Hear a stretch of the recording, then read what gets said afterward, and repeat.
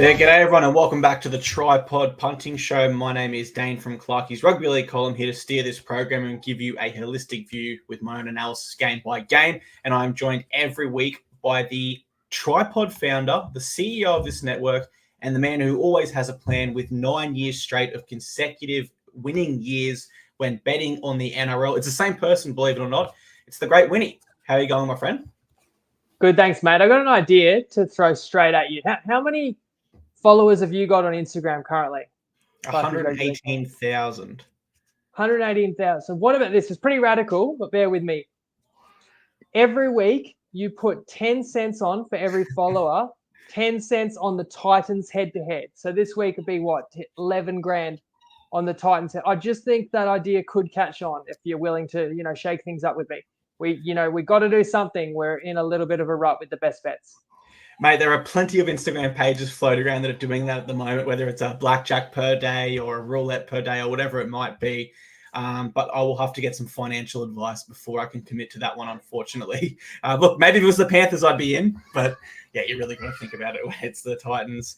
But mate, look, our show is not financial advice, but it is punting advice. And I try to give my favorite tips to the round and hope that in the long run we're going to do well. You went to Vegas. You returned for the recap show. You gave us some of your highlights then, but welcome back again and happy birthday for the weekend. But mate, when you left, best bet record was 9-4. The last 2 weeks, I think I've gone 2-5, which brings us to 11-9 as it shows on the screen there. I read every comment. I read every private message, for better or worse. There's people out there that are genuinely angry at me. And to a degree, I say, look, bad runs happen. But I take the feedback on board. I try to get better. What I have to guarantee is that you can't guarantee a bounce back. But I also can tell you don't have to play every best bet, just the ones you agree with. I've got 4 to share in round 6, and I don't know if people are going to love them, but here we go. Should we roll straight into them? Mate, shoot. Okay, I'm going the Dolphins on Friday night, plus the 10.5 in the Battle of Brisbane. That's at $1.90 on Better.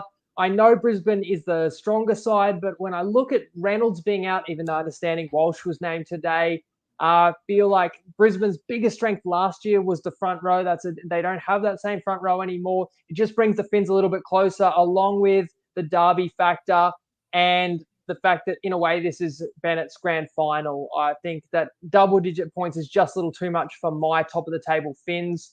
The following day, I thought pretty simple handicap for the Warriors, minus 5.5 at $1.90, Toppy and Better, because I just believe they're the stronger side than the Manly Seagulls.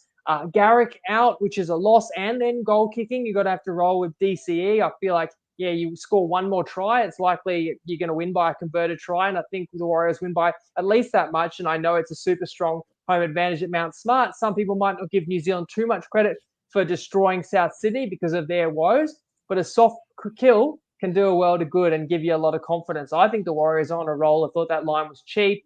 I'm going to go against South Sydney again. Maybe I should have just done the same last week, and as we know, you should have done that every week for the last 12 regular season rounds.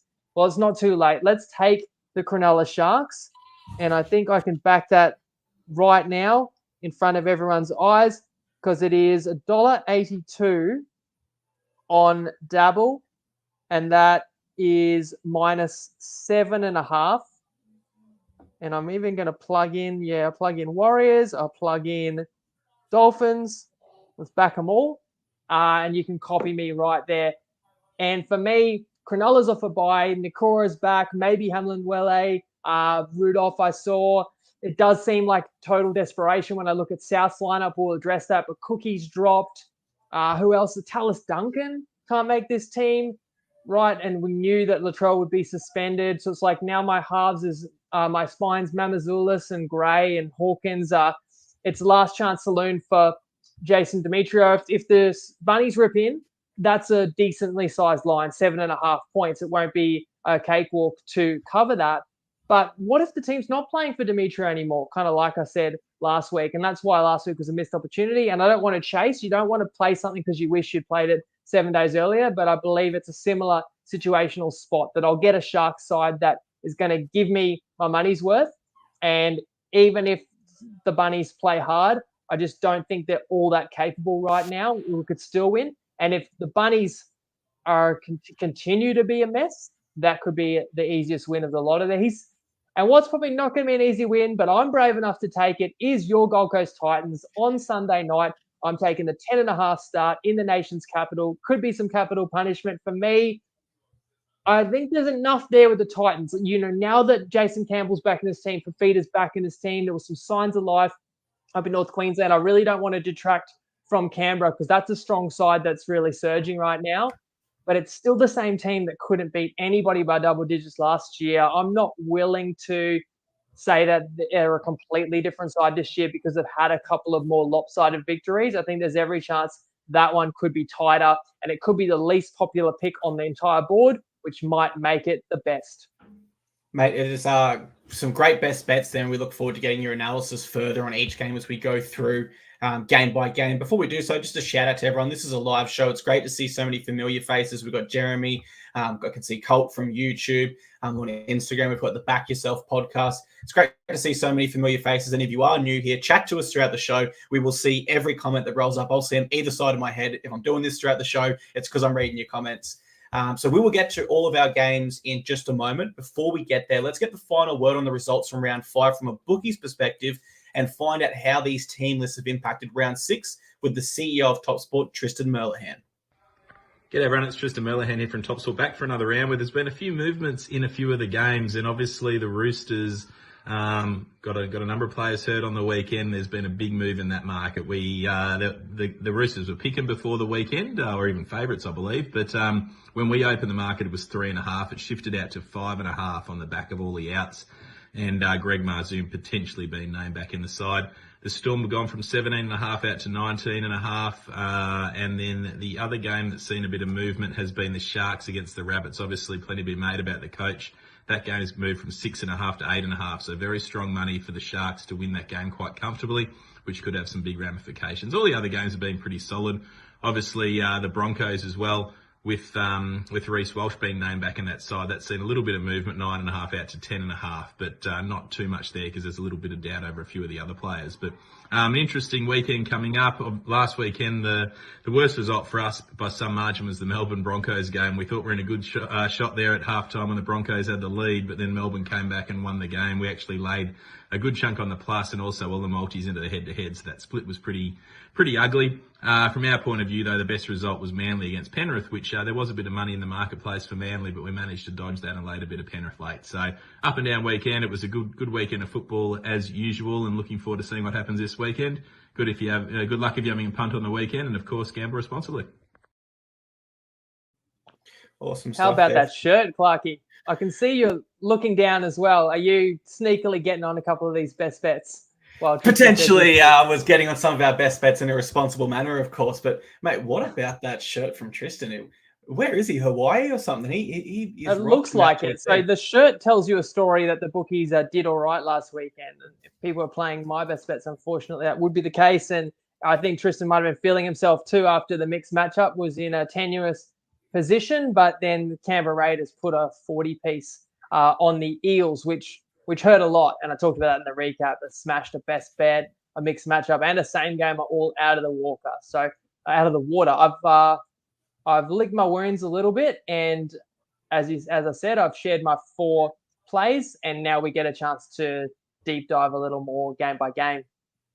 Absolutely. Thank you very much to Tristan there, who Keegan says let's cross live to him in some exotic place in Maui, I believe. But love it. Let's jump into Thursday night. It's the Knights v Roosters. We're at McDonald Jones Stadium, and the line is set at -4.5 in the Knights' favour. No changes to this Knights lineup, but Greg Marzoom is in reserves and is a chance to be included late. For the Roosters, some huge changes. Stay with me. Teddy is out, so Manu moves to fullback. Sam Walker is out, so Connor Watson joins Luke Keary in the halves. Dominic Young suspended. Junior Ponga comes onto that wing, and Zach Docker-Clay is their new utility on the bench. Now, Winnie, the Knights have won 8 of their past 9 at McDonald Jones, with their only loss at home since round 16 last year being the Raiders in round 1 this year. But ironically, the side that did beat them last was the Roosters at home way back in round 16 last year. It was by 2 points. It was a close one. How do you see it playing out this time? And I had the Knights in that game as well. And the Knights were under a converted try favourite and should have won. The Roosters absolutely pinched that game. And then the Knights went on to, as you said, be absolutely dominant, not just home, but home and away to end last season. And apart from that blip in round one, again, they're a tough team to beat at McDonald Jones. We'll give you some credit. You messaged me. When was it? Would have been Thursday or Friday night. Was it when the Roosters were sustaining those injuries? I think it must have been during Roosters Bulldogs, and you said Knights are 240 against the Roosters next week was still available, and it's the exact reverse odds. So you can basically say now that the line has moved 8 points on the back of no Teddy, no Sam Walker, and also the two results. Roosters lost, and then the Knights were impressive getting that win. Frizzell is still out, but Lucas was one of their best on ground on Friday night. As you say, Marzu may come in. The Knights have been really solid this year, and then you know that not many teams do get the better of them at home, as we said.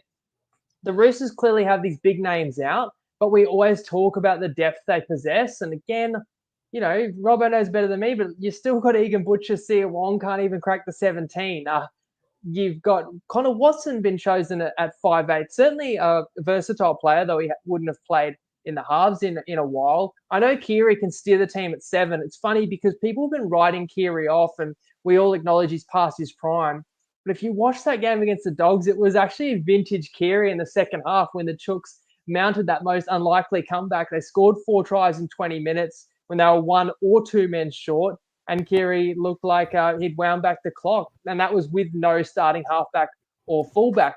Manu is as good as Teddy as a fullback at the fullback position as far as I'm concerned, but you can't say it's no loss because you've now lost Manu essentially at centre. In saying all that, I could still only play the Roosters, and I know people will laugh because I always seem to love the Roosters, but that line's probably swung a bit too far for me. I feel that it's a really even match. I look at the team, like similar level benches, and I know the Roosters have a more credentialed forward pack, but the Knights are a little bit younger, which isn't necessarily a bad thing. Both teams have got newish halves combinations. They've both changed their halves for different reasons. They've both got some strike in the outside backs. I'm still, a big fan of Swaliti, but Bradman Best can be damaging. Of course, look at the superstars they've each got at fullback. But then you'd have to give the edge to Newcastle being at home and just in this more consistent rhythm that they kind of know what they want to do and how they want to play. While the Roosters will be sure they'll be determined. And you've got 2 weeks ago, cost them the game, falling 14-0 down to Penrith, having to chase. And of course, last week, same story, 26-0. So if anything, you're looking for the Roosters to explode out of the blocks in this one. But you can't expect everything to click with new parts in key positions. Had this line got all the way to 6, I would probably have to take the Chooks. But at 4.5, it would be a lean. However, it would be a pass. So I was actually looking there while you're speaking. Connor Watson, 124 NRL games, only started at 5'8" on 34 occasions. So he's very versatile. But I also feel they were more earlier in his career. I agree with that. They definitely feel like that is the case. I look at this game and I go straight to the Roosters' spine. Now it's missing Sam Walker and James Tedesco. I don't really view Brandon Smith in the light of a game manager. So the responsibility here does fall on Luke Keary, which could be dangerous given, some of his concerns with concussions in the past, etc. And whilst he was brilliant last week, it's definitely an easier competition there in the Bulldogs, who really just somehow let go of a firm grip on that game. For the Knights, though, it is a similar story in terms of the responsibility in the spine falling onto one player. And in this case, it's Kalen Ponga. If I'm trying to split these sides, based on that, I have to prefer Kalen Ponga, given he leads the Dally M and his recent form. I also think it's stages here the Roosters have just put themselves under completely unnecessary pressure. They started so poorly against the Bulldogs and then almost made a comeback. Against the Panthers, they almost made a comeback, but there was moments that they put themselves under pressure. And there was another game earlier this year, mate. I can't remember the exact one. It might have been the Sea Eagles game where they just threw it in their own half. Yeah, and just completely unnecessary movements. Despite that, when I looked at the errors and the set completions between these two sides, it doesn't differ to a great degree. Where I could find an edge was what you said. It's the Knights forward pack. Now, they are averaging almost 100 more meters post-contact than the Roosters. It's also the second most of any side this year. So the Knights, like you said, they got some young forwards, but they're definitely stepping up. And if the Knights forward pack does win that battle, then we know Kalen Ponga would do his thing. Even in the wet last week, he was involved in 2 tries and 4 line breaks. So he will definitely be active in this one. What's your final tip or prediction here? I know you said that the Roosters will be focused and start well. Do you lean towards maybe giving them a start with a first half plus line at all? Yeah, absolutely. You could do that. You'd easily get a +2.5, and it wouldn't be a bad way to play the Roosters. And I'm close, but I kind of feel like you could let that see what the market does, and could the line climb to 6 anywhere? And then I prefer a +6 to a 2.5 for half a game. But ultimately, if you're going to press me for kind of a game prediction, I'll say the Knights will sneak it home, and it'll be tough and a grinding style game, and maybe Newcastle wins it by 2 to 4 points. Great call there. The Roosters have a great record against the Knights. The Knights have lost 12 of their last 14 to the Roosters. They had that one win, and then the next one comes all the way back in 2014. So it's been a really poor stretch. But despite this, I believe they're going to turn their fortunes and get the job done here on Thursday night.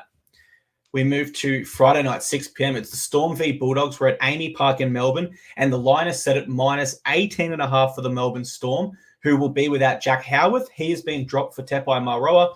For the Bulldogs, big changes again. Blake Taft, concussion, unavailable. That moves Stephen Crichton to fullback, Jacob Carraz to centre, and fortunate for the Bulldogs, Josh Adokar returns on the wing there. Kurt Mann's out, so Salmon is the lock again. Josh Curran gets a start at back row for the first time this year, and Bailey Hayward will debut via the bench. Winnie, I'm sure you remember last year, round 2. Bulldogs go to Amy Park after losing by 25 points in round 1 to the Seagulls, and they pick up a huge win there. Now, this line, I believe the largest of 2024, suggests it's unlikely to occur consecutively. Do you agree with the market on this one?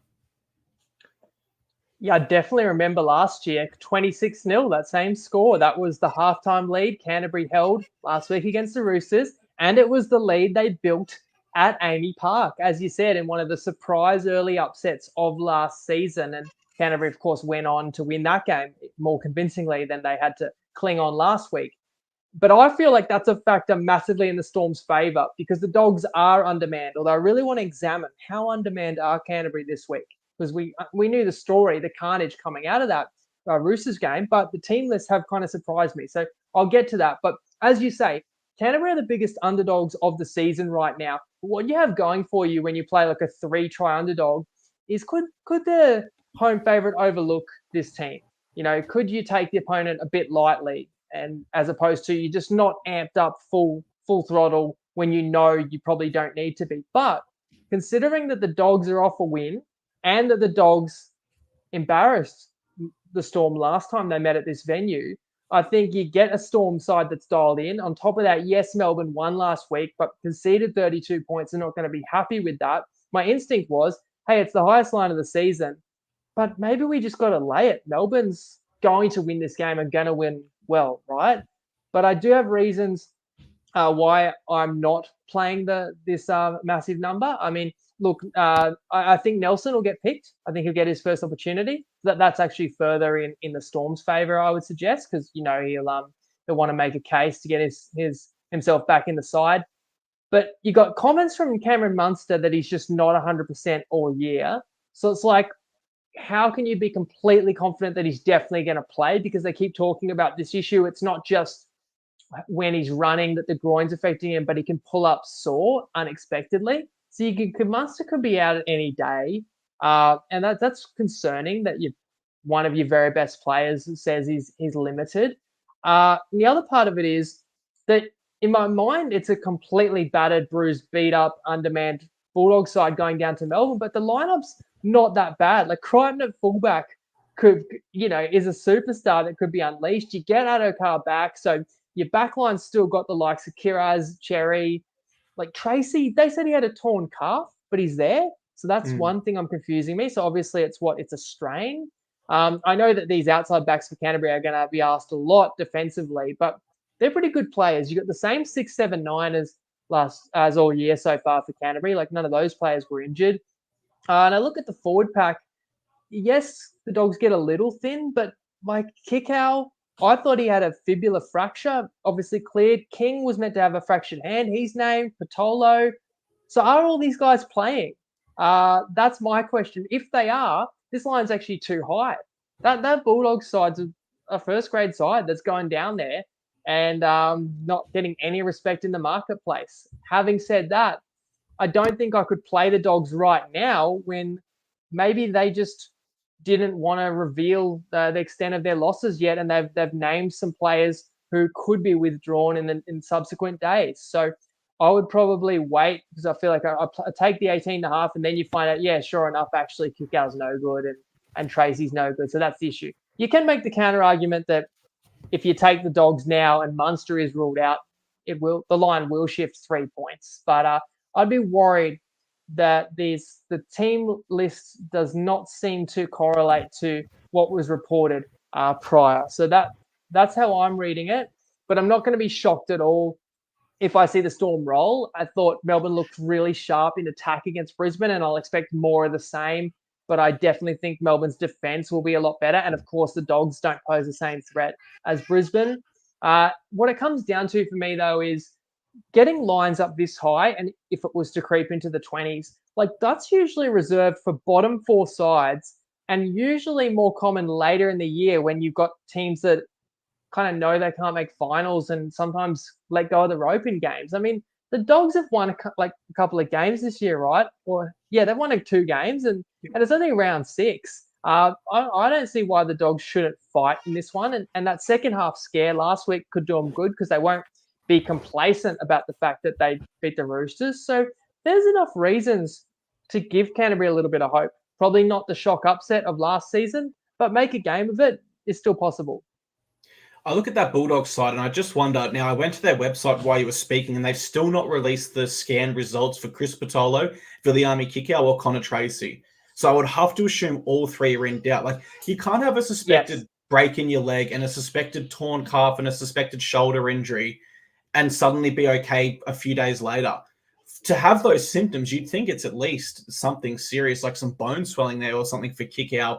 Max King, the scans did reveal a fractured hand for him. Now, he might play through that or he might be removed closer to kickoff. So I'm not sure what Bulldogs lineup we're actually going to get here. And it goes back to our conversation a few rounds ago where we just wish there was no funny business around the lineups. What we get is what we, we're actually going to see on game day, barring any last-minute changes. I don't think I need to delve too deep into why I prefer the Storm here. The market is a fair indicator of that on its own. But to add a little bit to it, the Bulldogs have been horrible on the road lately. They have only won 1 of their past 10 away games, and that was a 1-point victory against an understrength Dolphins side in Bundaberg on a Sunday arvo. Very different conditions to Melbourne on a Friday night. The Bulldogs only won 3 away games flat out last year, whereas the Storm are extremely formidable at home. They have won their past 12 straight at Amy Park. They are 3 from 3 there this year. And ironically, their last loss at Amy Park was the Doggies last year in round 2. Now, they did lose in Melbourne at Marvel to the Panthers. But if we're only looking at Amy Park, we go back to round 2 in that shock Doggies loss. The Storm, if I'm looking for something they're not doing quite well this year, it's only completing at 75%.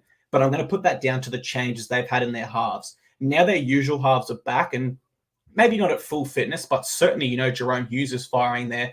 I expect that number to rise. I expect they'll complete significantly better this week and really pile the pressure up on the Doggies.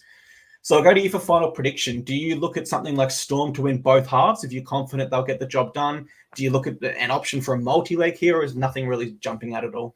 I mean, Storm to win both halves is still going to be $1.40, $1.50 range. Look, what I'd play would be dictated by what the news filters out to be later in the week. But others have speculated, like Colt says, that Serrato could still make mass changes. And what I will say as well is that this market's definitely factoring in that the Doggies are more depleted. So you'd love the line to be like 14.5 or something because the Dogs have still named closer to full strength or as close as they possibly conceivably could be. And then what you would want to do is bet against a team that has a lot of doubtful players and then hope that some of them come out. But it feels like it's already very much baked in. Ryan says, but Critter has a good record against the Storm. Yeah, Critter has a good record against everybody because he played his whole career for the Panthers up until this season. So I wouldn't read a great deal into that. But I can't wait to see him do his thing at fullback. I do admit that much. Yeah, and that's one of those stats. Like if I told you that Ricky Stewart's only won 6 of his 25 games against Des Hasler, you're probably not going to tip the Titans this round. It's a stat, but we can't read into that one too much. Hey, I wish I knew that one. Would have added to my best bet even more. We've got some mixed opinions coming in. Back Yourself podcast says, look, Bulldogs lost 6-0 to 11 players in the final 7 minutes last week. So it sounds like he's not keen there. But I did see Jeremy from Facebook. He said Bulldogs first half plus 8.5 is $1.91 on Bet365. And he's happy to think they can hold on for more than 39 minutes. For me, my final say here is Storm by a big margin. Not sure about the line, but a big margin. I just think this is a bridge too far for a Bulldogs side that is continuing to improve, but isn't quite there yet. All right, Friday night prime time. It is the Broncos v Dolphins. We're at Suncorp Stadium, and the line is set at -9.5 against the Broncos. Big changes for the Broncos. Reece Walsh is back, so that moves Tristan Saylor to the bench. Adam Reynolds is out, so Jock Madden comes in at halfback. Corey Oates returns, a fan favourite there because Dean Mariner is out. Payne Haas is still sidelined. Xavier Willison returns on their bench. For the Dolphins, Thomas Flegler is still named despite the shoulder injury. Herbie Farnworth is out, so that moves Tessie New to centre. Felice Carfusi is out, so Kenny Bromwich starts at back row, and Jared Wallace joins the interchange, as does Anthony Milford. Now, Winnie, it is the first place Dolphins, which would have surprised a lot of people if you told me they were first after 6 rounds. They're up against their arch rivals who currently sit outside the top 8 and 11th. Despite their ladder placings, the market here favours the Broncos, but you are pretty keen on your Finns in this one. How do you break this one down for us? That's right. You're not often you get top of the league playing 11th, but the top of the table is getting 10.5 points. However, it's early in the year. Having an early season bye helps a little bit. Brisbane's had some tough assignments so far. It's a shame we don't get a full strength battle of Brisbane. Not getting Herbie against his former club, or Flegler. Well, sorry, Flegler is playing, but has a shoulder issue as well. But for me, I still kind of think about it compared to last year and go, well, it's still better than Herbie and Flegler playing for Brisbane. At least they're not on that side. And I still maintain Brisbane's not as good this year as they were last year. And of course, they won't be in this game without Reynolds or Haas, but Walsh. And Walsh is tough, and Walsh won't hold back, I'm sure. And he was like wearing the protective gear and straight into training as soon as physically possible. Now, speaking of Broncos training, there was a report that Mam limped off the park and suffered a little scare, but I haven't heard anything further. So that would be a tiny factor that could play into your favour, taking the Dolphins start. But the greater likelihood, they've said, is that Ezra Mam should be good to go. It goes back to Brisbane can't dominate the game as much without the best front rowers available to them, and of course without the kicking game of Reynolds. You've got the Dolphins that are playing really well, have done a lot right this year. And it goes back to the fact that when we think of Brisbane, when they've been at their dominant best, it was always from bullying teams, and then the spine could and the backs could play off the back of that. But it's a totally different starting front row, and Piakura's out as well. It definitely brings the game closer. To me, I know Carfusi's also out, and Bromwich has probably been dropped for a reason, but it's not a bad. He's not a bad player to bring in either for a derby game. Am I a little bit frightened, of course, of Reece Walsh? So, he will rip in and he could rip the Finns apart. I know that. I know, but at least the Dolphins do have their own superstar at fullback, and Man was absolutely electrifying. I don't think I made the point in the recap, but it was reminiscent of the grand final almost Thursday night in Melbourne in terms of what Man was doing. He had the game of his life, but just on the wrong side of the result yet again. And in this one, maybe Brisbane does get the result, but here's my final point. Bennett took over the Finns. He's got them into the comp. He's launched them. Season 1, great success, right? And Bennett is moving on at the end of this year and was never going to coach the Dolphins for many seasons. So Wayne Bennett was never going to lead the Dolphins to a premiership in his tenure. But this is the Dolphins premiership. This is the white whale to beat Big Brother. They got close in one game last year at Suncorp. They've got a chance in this one. I know that Bennett can get a team up for an occasion, and that was enough to me to say there's reasons why Brisbane could really play well, and there's reasons to fear Brisbane. So I don't want to make it look like I'm dismissing the Broncos and going against them all the time. But you can't knock the Finns too much either. 10.5 is a solid start for a derby. I think they can go close to potentially beating Big Brother in this one. And I love this matchup. I think especially at Suncorp Stadium, it just adds another layer to this. It adds intensity and excitement. I believe this is a game that both sides will be up for emotionally, absolutely. On one side of the coin, as you touched on, we have Wayne Bennett, who his resume speaks for itself in terms of getting sides up for the occasion. Need I remind Blues fans about the worst ever Queensland Maroons side in 2020? Or how about the Dolphins' inaugural game last year against the Roosters? The list goes on of the times he's got his side up mentally for a game that they probably shouldn't have won. On the other hand, Kevin Walters is a coach that I've spoken really highly of this year in regards to his ability to light that fire into his side in the Broncos and have them up for the big occasions, despite the fact they haven't really been full strength for many games this year. For mine, I believe the Broncos have shown me more in their last three. The Panthers loss, it was disappointing, but I do think there was genuine excuses in that game. They responded brilliantly at Suncorp against the red-hot Cowboys, and I don't think they were too poor last week in a loss to the Storm. Whereas for the Dolphins' last three, yes, they smoked the Titans, they smoked the Dragons and edged past the Tigers, but the strength of schedule there doesn't quite add up to the Broncos for me. Now, you can take that one of two ways, Winnie. Could that lead to extra burnout for the Broncos? Or does it read that their form is higher than what their record currently suggests, sitting in 11th? I'm not quite sure.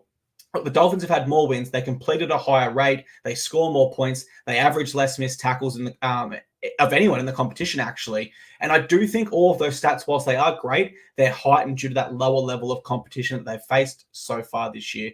So it's going to be a really interesting game, mate. So your final thoughts on this one, your Dolphins plus 10.5. Anything else that you like in this one? Look, I couldn't endorse Colt's comment there, Herbie ATS, unless it's anytime shoulder injury. Fortunately, it's not going to be the case. No, just I don't like to take a kind of a big start unless I think a team has a chance to win. But the Finns certainly do. And you talked about games where Bennett can get his team up, and that includes the first time these sides met, which was about round 4 last year. And the Dolphins led like by 8 or 10 points in that game. And it took a length of the field kind of breakaway against run of play, Tony Stagg's try to seal the deal for Brisbane. And I know that they made it clear that that was their house and they certainly want to maintain that. And Brisbane's not going to let the Dolphins get that first win easily by any stretch. Like, I'm not looking to fade Brisbane here because I think it's a big spot. It's going to be a big crowd and it's going to be an exciting one. But there's enough reasons for me that the Finns will be in the fight. Yeah, definitely a big crowd. I reckon it'll be a sellout. And that game last year where the Dolphins did lose, they were so up for that game emotionally because I think they had 2 or 3 injuries throughout it as well. Like, there was genuine excuses for them there. For me, I'm just going to tip the Broncos head-to-head here. I think they will turn up for the occasion just like the Dolphins will. I like their ball movement against the Storm. I'm not sure if that ball movement will be the same, but we did still see it in the second half. I expect Jesse Arthurs to be the beneficiary of that on that left wing there. Now, he scored a try last week, and then he bombed another. So I think he's actually crossed in every game this year so far besides the Las Vegas opener. So I like him for a try there as well. Saturday afternoon, Warriors v Sea Eagles. We're at Go Media Stadium in New Zealand, and the line is set at minus 5.5 against the Warriors. For the Warriors, Dallin Watene-Zelezniak comes back, so Adam Pompey drops out. Kurt Capewell returns, but Bunty Afoa is out with a hamstring injury. Manly have a few changes as well. Ben Travojevic moves to centre, Corey Waddell to back row, and Ethan Bullimore joins their bench. We're in New Zealand for this one, where the Warriors have won 6 of their past 7, and Manly have not won in New Zealand since 2017, Winnie. And you believe that the Warriors will continue that impressive form across the ditch in this one? Yeah, the Warriors are cruising for me. As much as, okay, Souths are a mess, sure, and so do people dismiss that, like how impressive New Zealand looked on Saturday?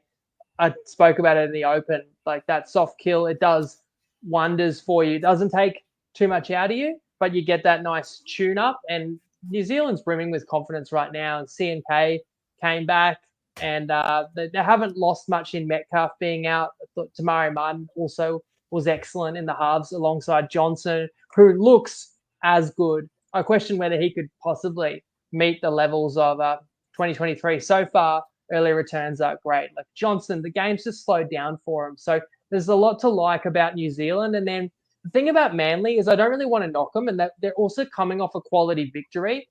But as I discussed in the recap, I think you got to put a bit of that win over Penrith down to, right, let's never forget that Nathan Cleary was out. But also the occasion, like it was DC's record-breaking game, it was rookie. Like it makes sense that you get up, and it was against the triple premiers. It makes sense that you get up for a game like that, but that doesn't mean that's your standard that you can sustain every single week. So can Manly really bottle that level up and take it on the road? That's a different story.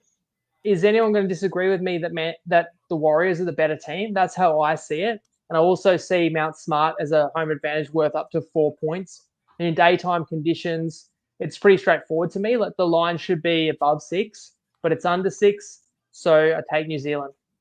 For me, rather, I thought this line should be -8.5 when these games. That's what I was expecting, and I was on the fence, thinking about who I would prefer there. But look, I get the same feeling as you. I think there's a real sense of false confidence around Manly at the moment. In my mind, a win against an understrength Panthers side where they got a few calls go their way on one of the biggest occasions in their club's history at home, everything in their favour, right? It doesn't undo the 2 previous poor weeks against the Eels where they blew a lead, and the Dragons where they were in it, but, not as much as they would have liked to have been. And then you look through their whole season so far, and really outside of round 2 against the Roosters and last round against the Panthers, they haven't been all that impressive this year. They still conceded 26 points to a Rabbitohs side that didn't look like scoring against the Warriors. The Rabbitohs are their only shared opposition this year, and both sides defeated them without too much struggle, but the Warriors definitely did it a lot easier. The difference between their records being identical is the Warriors are actually on a 3-game win streak now. And even in their opening losses to the Storm and the Sharks, they still shown me plenty of character. Like they had moments in those games that they shown the sort of character, and they turned up enough that those are the games that, you're competing. You're giving yourself every chance to win. And yeah, they came up short, but I was still impressed there. As it currently stands, the Manly Seagulls are making roughly more than 4 errors per game, and only the Titans are missing more tackles than Manly this year. So that's an area they'll definitely need to improve, particularly over in New Zealand, where it's always a little bit wet and a little bit more difficult conditions than here in Australia. And I just think when they won last week against the Panthers winning, what they did so well, their forward pack controlled the game. I really question whether their forward pack can match that intensity again against a Warriors forward pack that's going to be even stronger, you could argue. And the Warriors back 3 as well. Just incredible coming out of their own end between Montoya, Dallin, Watene-Zelezniak, and Charnze Nicoll-Klokstad. You can probably add RTS to that as well, the way he comes in for early hit-ups. So I think the Warriors should be able to steamroll them in the middle there, which will definitely add to their ability to win this game in my mind. What about yourself? Any final thoughts on this one? Yeah, let me respond to The Undertaker. I've got to give the man a shout out because he's shared play of the week, and 5 weeks in, he is undefeated 5-0. Undertaker, remind us who you like in round 6, because we've got to pay attention to that. He mentions that Manly and the Warriors are very close to even in his mind, so he can't get to a Warriors -6. But I would say to you, Undertaker, is that including with Garrick out? Like DWZ's back for New Zealand, but with no Garrick, like that's one of your star outside backs and your goal kicker. I think New Zealand are the clear better side by a couple of points, but maybe that difference of opinion.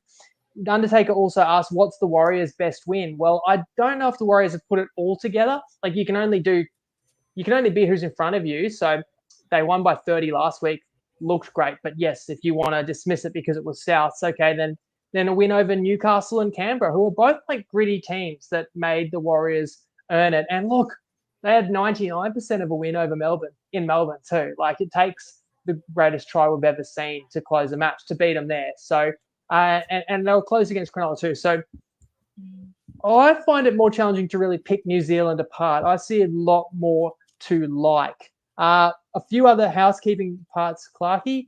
I've missed Nicoll's bet. He's back with us this week and had a bet for Friday. And I think you also missed just the better SGM segment. Is that right? So what I might do is play Nicoll's clip, and then we can remind people too, as well as a couple of our best bets being on better, that we will have my SGM after going perilously close last week. That'll be for the Finns Broncos games. But Nicoll's tip is going to be for Storm Bulldogs. Hey everyone, it's Nicole from Wiki. Hope you guys are doing well on this cold, wet, and miserable Tuesday. Jerome Hughes is coming up against the Bulldogs. They've named a couple of their players out, and I reckon a couple more are almost definitely going to be ruled out, including Viliami Kikau, who's a left side back rower that he'll be running at, and I reckon they'll have a rookie named there. Anyways, Jerome Hughes is $3.30, guys, on Bet365. 5. He's less than $3 according to our model, his career strike rate, and a couple of the other bookies that have try-score markets out. As always, guys, Google Wiki Linktree. Discord's about to hit 4K. I've gotten 2 of the 5, 2 out of 3 ain't bad. Correct on with Toppy so far. It's been a fun start to the season. ROI isn't where we want it to be. We just need a couple of big odds try scores to get up, and hopefully that's this round. Good luck, punt responsibly. Thank you very much to Nicole there. I like that a lot, actually. It's a really great tip there. As he said, Google Wiki Linktree to see their odds comparison tool for try scorers and everything. And my apologies for forgetting my cue for Friday night, guys. So don't forget, for the Friday night footy, it also means an exclusive better same-game multi crafted by Winnie himself. This market profited 20 units in 2023. And whilst we are yet to hit this season, we're getting closer with Winnie's pick falling half a try short last week in the Newcastle game. Better also provides further NRL talk and tips in the Fox League Lab, which you can check out on their YouTube channel each Wednesday. And always importantly, think, is this a bet you really want to place? For free and confidential advice, call the number or visit the website in the show description. My apologies to our viewers then for missing that. Let's move back to this Seagulls and Warriors game. And that is a point I had as well, Winnie, that if it is a tight contest, missing Ruben Garrick could hurt Manly. I did see the Undertaker roll through another comment in response to your question. He said that Garrick doesn't move the needle for him because DC is a goal kicker. And to answer Undertaker's question of what's the Warriors' best win this year, I think if it was Seagulls versus Knights this round, I'm tipping Knights. And I think if it was Seagulls versus Raiders, I'm tipping Raiders. Would you agree with that or disagree? I disagree with that. Like, I don't want to completely write off Manly. Of course, it depends like where these games took place. Like Raiders and Knights are stronger propositions at home as opposed to away. And New Zealand did catch them both at Mount Smart, so it definitely shifted the scales into New Zealand's favour. But there's different opinions there. Like Matt Potter points out, New Zealand should be 5-0, and like I get that argument too because they're up 12-0 against Cronulla. And the thing is, if New Zealand gets one more try there, like it was a stampede early, and that was the opening game of the season. I feel like New Zealand would have run away with it. Then we mentioned the other loss being the Storm game that was, all but put to bed. So, yeah, and I've seen people writing that, like Luke says, these are both top 4 level teams, So there's like reasons why people can pick both sides apart, but also reasons why they could both argue these are contenders. And I know, like yourself, you put up a bit of a contenders tier, and you probably yet to anoint the Seagulls in that vein yet. But should they go over and win in New Zealand, then you definitely reevaluate that one. So for me, I think the Warriors will win it comfortably. And I was confident enough to play it as a best bet. Yeah, I agree that I've got Warriors winning comfortably here. I also expect that both Warriors wingers are a live chance to score. I think that's an area where they're much stronger than the Seagulls. Of course, Montoya and Dallin Martinez-Lesniak versus Jackson Paulo and Tommy Talau in those matchups there. Let's move to the next Saturday afternoon game. It's the Eels v Cowboys at CommBank Stadium, and the line is set at -3.5 in the Cowboys' favour. For the Eels, Blaze Talungi has been dropped. Dejan Arce moves to 5/8 and partners Dylan Brown in the halves. Mike Acevo has been dropped, so that moves Bailey Simonson to the wing, and Morgan Harper returns at centre, and Bryce Cartwright is back at back row, which forces Wiremu Greg out of the side. For the Cowboys, just the one change. Tom Chester comes in at centre for Zach Laybart. Winnie, it has been 9, almost 10 years since the Cowboys won a game in Parramatta. It's Scott Drinkwater's 100th NRL game. Do you think the milestone game here could change their fortunes in the west of Sydney? You do typically see teams get up for big players' milestones. It's not a bad time to catch Parramatta. Like I mentioned about Penrith, this team is missing a very influential halfback as well, and the Eels were shocking in Canberra. And I mentioned that was costly for the tips results. And the attitude is just as concerning, like the ability to not be able to cover for Moses at all, and clearly just not in the cycle of games, being second best, not being able to kick and cover it the way that they want to, but also defensively. Like Moses isn't the one that's there making all the tackles. So I worry about attitude, but I would give the Eels one more shot. Like I wouldn't write off Para. I talked about your contender, what would you call it, power rankings, tiers. Yep. I saw you copying a bit of flack. You haven't elevated Manly and they just beat Penrith. and you haven't really demoted Parramatta yet. And maybe that's because in your mind you're still calling Para a possible contender because Moses will come back into the team. In any case, I saw you copying it, but you were copying it from literally Eels fans saying, mate, you don't know our team. Like, I've put a line through them myself. This was Para fans saying it about their own team. I won't do the same. I won't write off Parramatta. This would be a good opportunity for a response. However, if Para can't show up for this one, then you would be really worried. Kyle Gordon says, give me whatever Brad Arthur is smoking. Blaze struggled in 2 starts at 5'8", looked promising in his debut at centre. Deserves another crack, but they've opted for Morgan Harper. Like, I couldn't agree more. I thought the logic is, okay, the halves combination hasn't worked, but Talangi's a perfectly good outside back in a team that has missed, strike power in their outside backs. And Arthur swung the axe, in fact. Sivo's gone, right? And so is Wiramu Greg. So for those who are following that Winnie's Kitchen trend, which has hit already twice this year, of the player I tip in my Winnie's Kitchen multi doesn't score, and then the following week gets a double. It's already happened with Sam Walker and Solomon Fatape. You don't get the chance with Blaze because he doesn't get a start this week. So I think the Para could get up for this, but the line's not doing me any great favours. I'm not getting a outstanding line value that I think I'm going to play Parramatta. And I know that the Cowboys are an exciting team that I don't really want to get out in front of. I thought North Queensland was nothing special, mediocre in the win over the Titans and had some nervous moments towards the end. But the worst thing that comes out of that game is the loss of Labour. I'm not convinced about Chester. I feel like the one thing to be small and nippy as a fullback, but can you have a small body centre? I know he did play in the Dragons win, but the Cowboys are a dangerous side if you're not fully focused. So that's the key, is what response can Arthur get out of his troops, because you can have one bad game, but that's 2 now. Losing on that Monday to the Tigers, being second best there, and then just way off the pace from the jump down in Canberra. So this is going to be really telling about Parramatta this year for me. I didn't quite weigh in on either side of it, but I'll be very interested in how it plays out. From a betting perspective, I agree. That line does absolutely nothing for me. You have a side who lost by 35 points and a side that won by 13 points, but was winning by 20 plus until they had to play a sin bin, which changed the game. From a footy perspective, Winnie, I had a take this week and I said the Eels cannot persist with Dylan Brown at 7. It's taking away from his best football when controlling the left edge. The Eels attackers look stagnant and failed to threaten these past 2 games without a genuine 6 or 7. At least moving Brown back to 6 solves one of those issues. Instead, they name another 5'8" alongside him again, which I thought was crazy, given they have a very young, promising halfback in Ethan Sanders, who by all reports they desperately want to keep. Seemed like a good time to give an opportunity, but alas, the Eels are a completely different side without Mitchell Moses in the 2 games we've seen.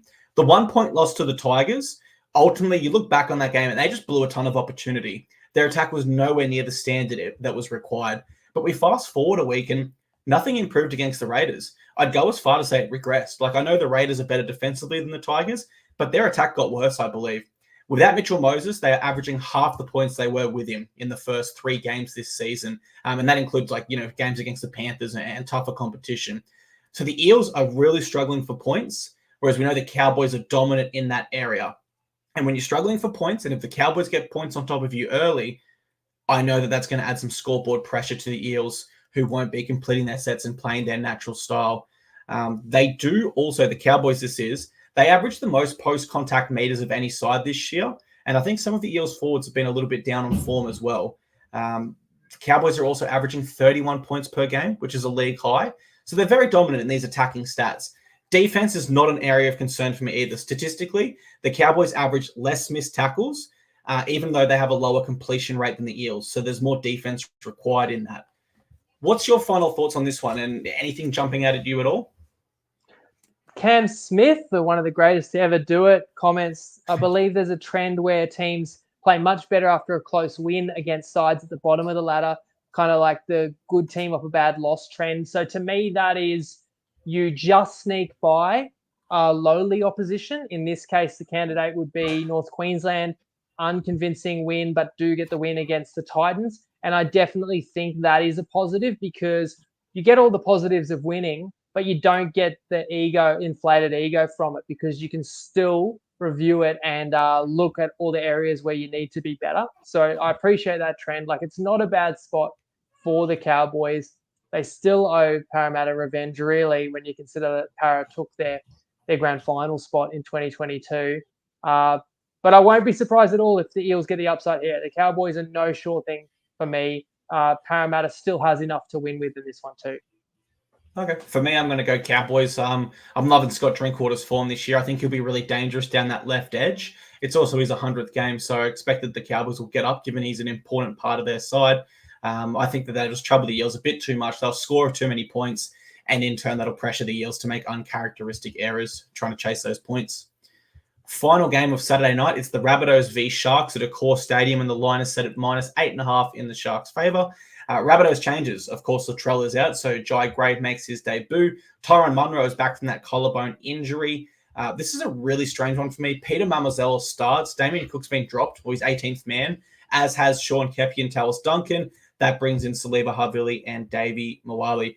No changes for the Sharks. Britton Nakora returns, rather, for the Sharks in the only change there. And the Rabbitohs are typically very good at home against the Sharks, Winnie. They've actually won their past 7 in a row over Cronulla at Accor. But this is a very different South side to what we know in the past. Can you see any world where they get back on track in this one? Funnily enough, this was kind of one of those early signs of the Rabbitohs' demise last year, if you recall, where this match took place in Perth, and it looked to be set up. Rabbitohs got all the rep players back after kind of a brutal Origin period where they got gutted both with injuries and all their players get picked for Origin. And then Rabbitohs were strong favourites, and I was on them in Perth. And if you can recall as well, the Sharks were in this like tailspin. They were in a spiral where they looked like they were going to miss the 8, but this was a turning point for both clubs because the Sharks got the surprise win and the Rabbitohs basically never recovered from this point.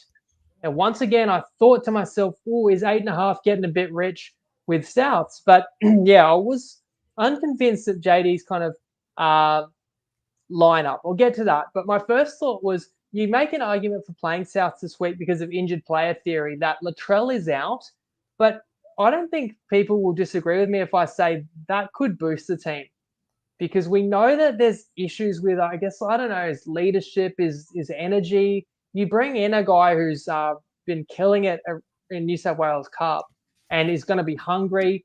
Tyrone Munro is an excitement machine as well, comes in on the wing.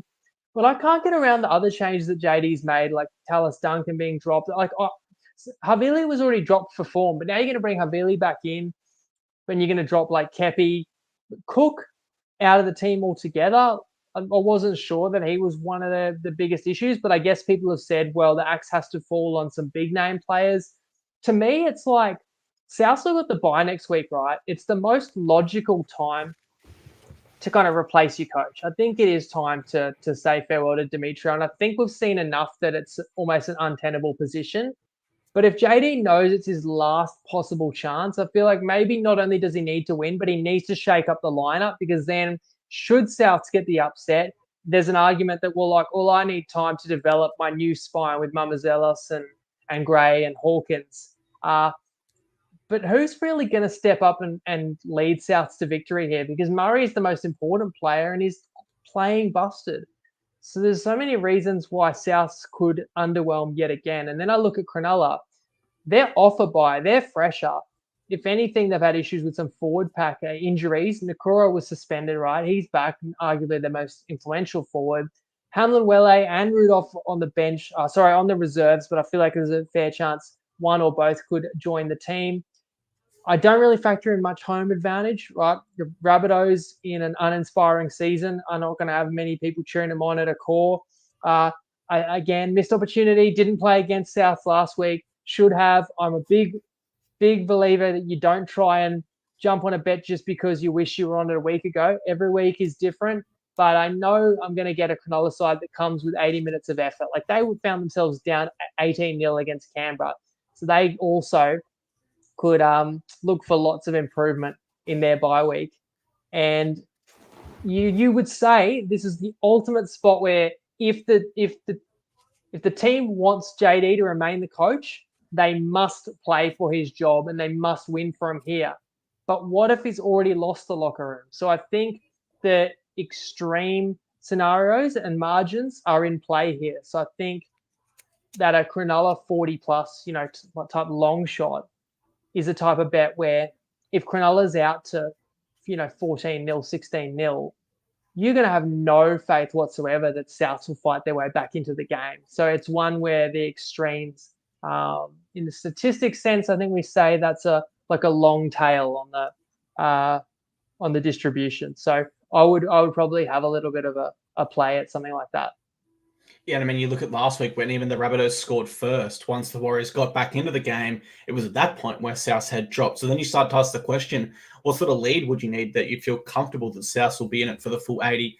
You mentioned Jai Gray. He's been incredible in New South Wales Cup this year. 4 games, 3 tries, 3 try assists, 25 tackle breaks, and he's averaging 164 metres. So that's the best attacking stats of any Rabbitohs player in their NRL side in the New South Wales Cup, of course.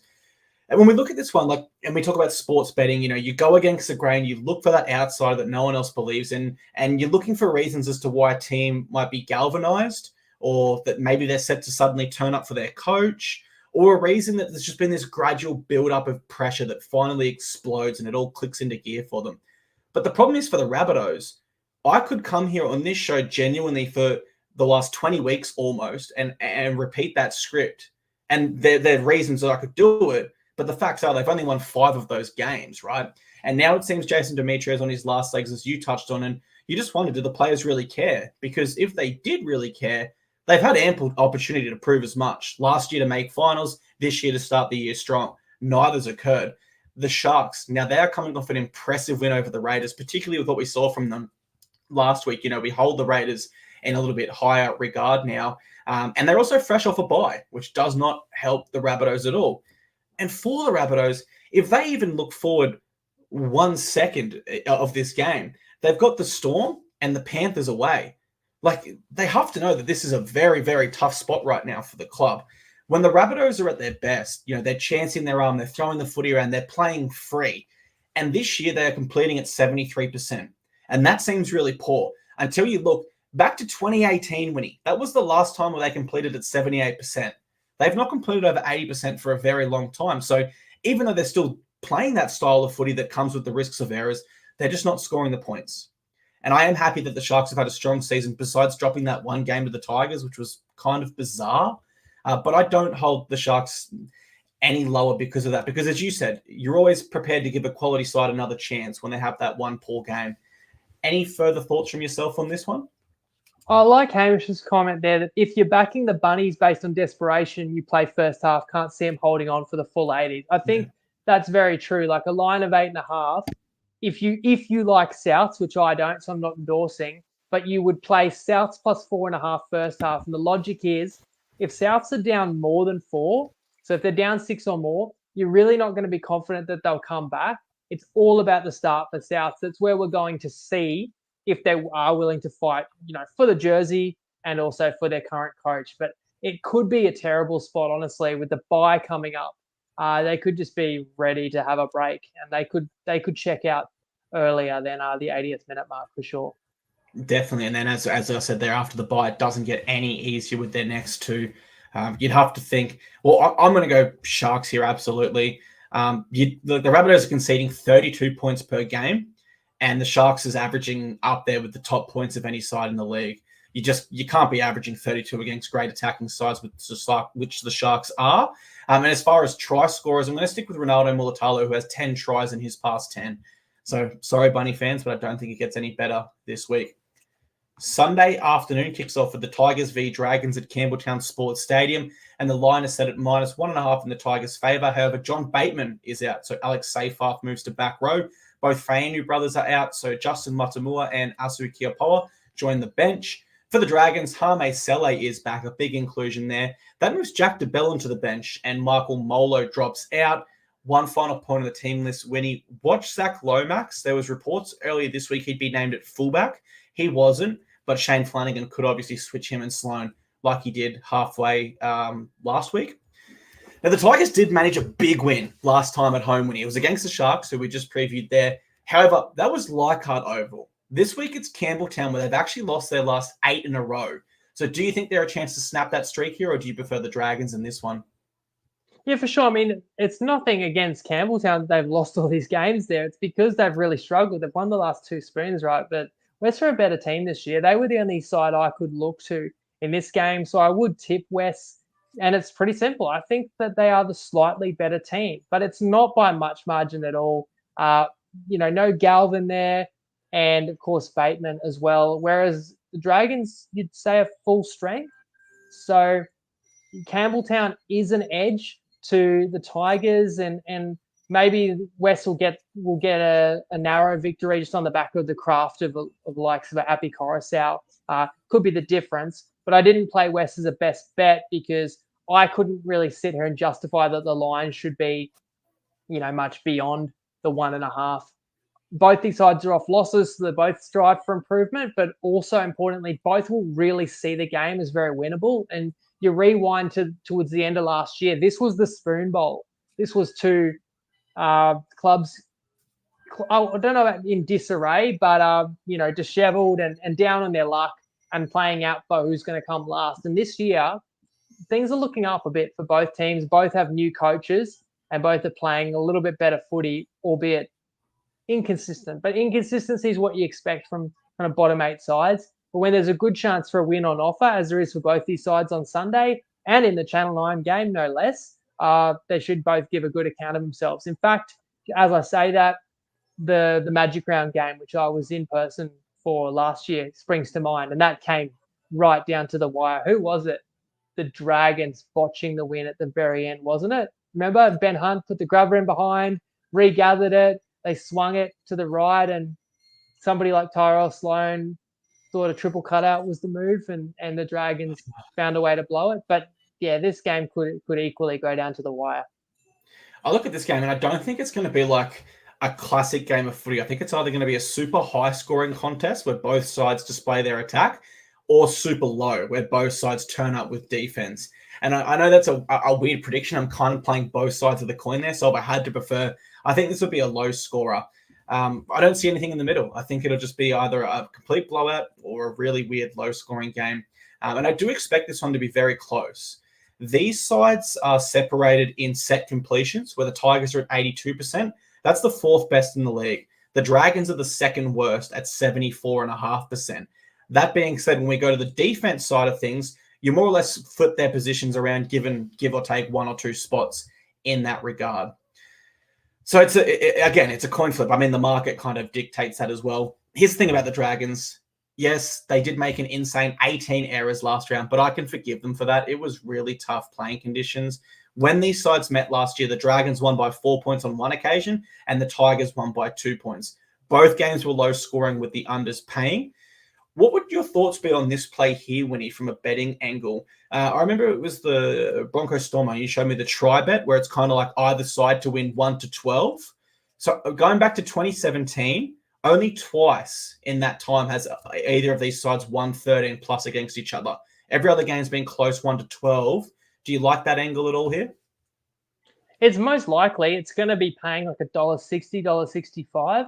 Okay. But it's a good bet probably if you lean to unders, and you've kind of had a bet each way there and saying like, points can lead to points, but also I suppose the Tigers are missing one of their biggest weapons in Galvin that a few people are commenting that could cost them the win.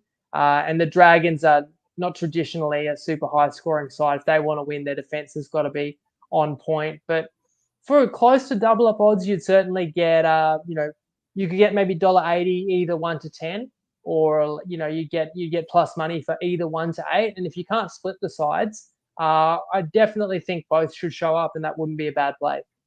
And the reason why I kind of mentioned that as an angle that I'm leaning at on this one is the Dragons have mixed their form horribly this year, but I do think they have greater potential under Shane Flanagan, and I have them in a touch higher form this year than the Tigers. So for that reason, I kind of see the Dragons getting out to a nice lead, but we've seen the Tigers in the last 3 weeks. They do fight for the full 80, so it won't be over at that point. But I'm going to go the Dragons on trust here, but there's not much trust there because they have mixed their form horribly this season. Final game of the round. This one will see me out of the recap show. I apologize. Call me a part-timer, call me casual. But it's Sunday night. It's the Raiders v Titans. We're at GIO Stadium here in Canberra, and the line is set at minus. Well, I've got 10.5 here on my notes, and then when I did the graphics an hour later, it was in 8.5. So there has been a move there. Let me have a look though, because I think it's both, depending on where you look. So the best bet was plus 10.5, which I believe was with better. Yes. But you carry on, but I'll look elsewhere and see where the line's sitting now. Perfect. And for the Raiders, they've got Jordan Rapiner out, so that allows young, exciting debutant Chevy Stewart to come in. Zach Hoskins back on deck for them, so that moves Artur Mariota to the bench. Corey Horsburgh is out, but exciting young gun Trey Mooney comes in. For the Titans, just the one change here. Isaac Liu returns with Joe Simpson dropping out of the 17. Did you have the line there available? Everywhere that I've seen so far is 9.5, and I want to check better itself whether we've actually had any influence on the market, or if it was just a split line. Bringing it up, It's down to 9.5 as well. So we got people betting on the ugliest duckling of the week, and it is into a single-digit line. I felt like that was more appropriate, but that's the great thing about the pod too. And believe me, I get people's feedback and people do not agree with everything I say. But if you strongly disagree with me, I've just moved the line from 10.5 to 9.5. So you might really like playing the other way and playing that Raiders single-digit line. And there's lots to like about Canberra. Geez, they played with that great, speed and aggression and ability to promote the footy and to utilize some of those explosive outside backs they've got, Schiller, Savage, Timoko. That's why it's tough to go against Canberra at home. And it's a team that's turned into 13-plus Kings this year after last year. Could not get separation in a single game. But my question would be, is this team really that different, or have we got a smaller sample size this year? Like I could buy that Canberra are improved, but for me, it's another side where I'm not willing to say that suddenly vaulted to being a contender. The truth of the matter is that the Titans do come in a desperate side. They're not bottom of the ladder, but they are the only team without a win registered in 2024. But not a dead team yet for me. Like, we know that in terms of the hopes for the season were really crushed when you lost a couple of games you should have won. You lost them both kind of by 20 or 30 points, and you lost your captain, Tino, right?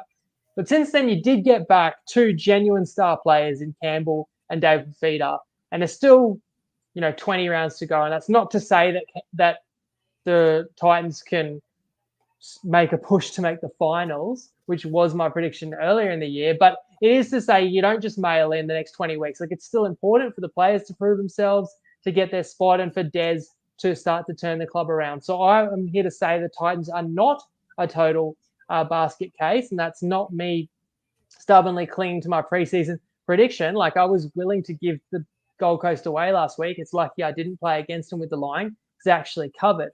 But for me, the trip down to Canberra is not as daunting as the trip north that the Titans just made.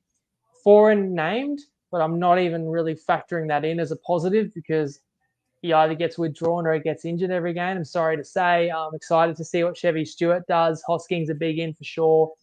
But the Titans roster is just not poles apart from Canberra. When you got the likes of JC and Fafita, players that can actually change a game, break a game open, give you enough to be in the contest, I do believe this one will be closer than expected. Yeah, I see. I've just lost all faith in the Titans, and I'm not sure if that's from a betting perspective or just as a passionate fan perspective. But I can look at the top sport line as well. That has moved to 9.5. The Raiders have won 8 of their past 9 against us. I've been at a lot of those at Canberra. I can't remember the last time we won, but I was on the Fox League television afterwards, actually high-fiving the players. The fact that I can't remember, it's probably not a good indication of how recent it was, if I'm absolutely honest. Now, this is where it gets really concerning from a statistical perspective here. The Titans have conceded 28 or more points in their past 9 games consecutively. That is an all-time NRL record. They are the first team to concede 28 or more 9 games in a row. And this Raiders side has shown us this year their attack is improved. They're averaging 27 points per game. Titans are averaging 28 points conceded. You can see that the math is starting to line up here. All three of the Raiders' wins this year have come at an average margin rather of 24. And when we look at this Titans side, outside of a period where Chad Townsend was sin-binned last weekend, they only have 6 tries all season. Now, Jamal Fogarty, if people aren't aware, he was a former Titan. He was a captain of our club, and we chose a young halfback, Toby Sexton, over him, who we've now moved on from the club. Jamal Fogarty's in great form this year. I've got no doubt on a personal level he will feel disrespected with what happened. He will circle this game, and emotionally he will turn up for this one. Additionally, the Titans, I thought they looked thin on a quality middle forward against the Cowboys without Tino, and the Raiders are averaging the second most post-contact meters of any side in the competition. So their forward pack, for me, absolutely has the ability to really bully the Titans in this one and just dominate in the middle there. What's your final say, Winnie? Any comments jumping out or anything else you'd like to add to this one?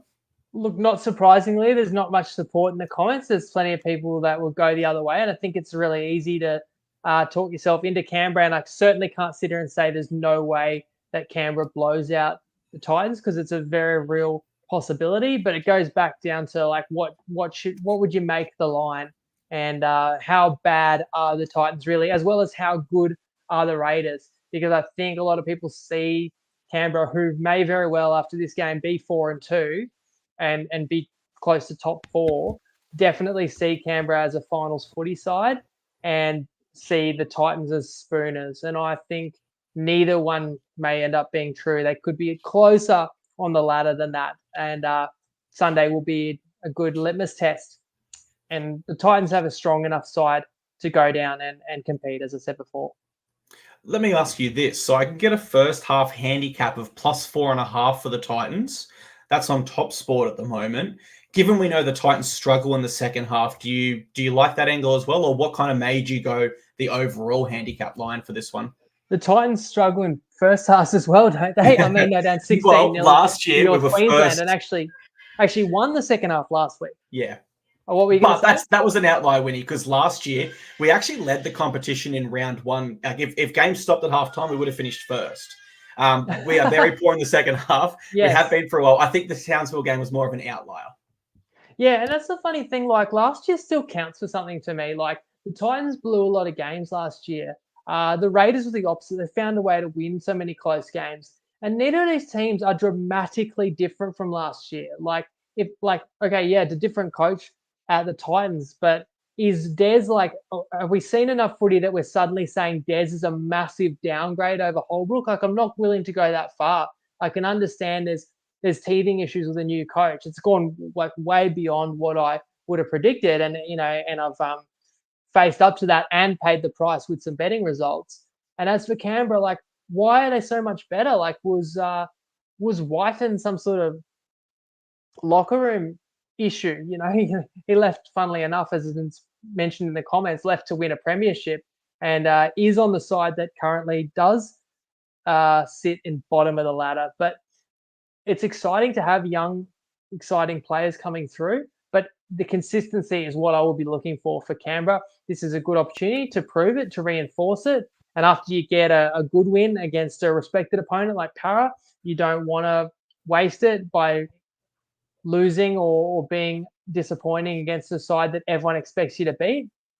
But it's still not that easy to turn up every week and dominate. So I'll challenge Canberra. That's still a side that gave up 30 straight points 2 weeks ago as well. So they've got their shortcomings just as much.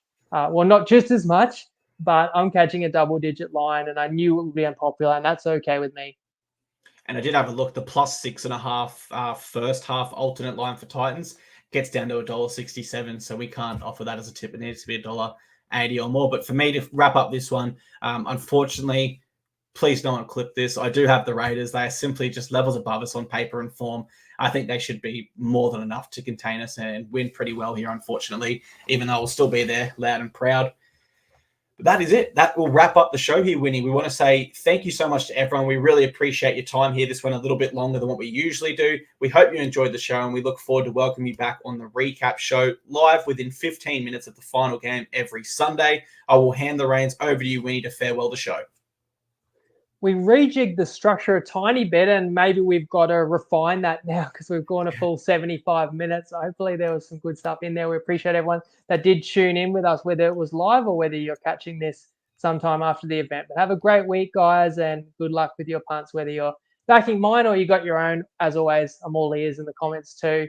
And we'll see you all Sunday to recap it, which will be just minutes after these Titans have played, with Clarkie in attendance to cheer them on. So even if they're down 16 late, Clarkie, you don't let them give up, all right? Thanks, everybody. Leg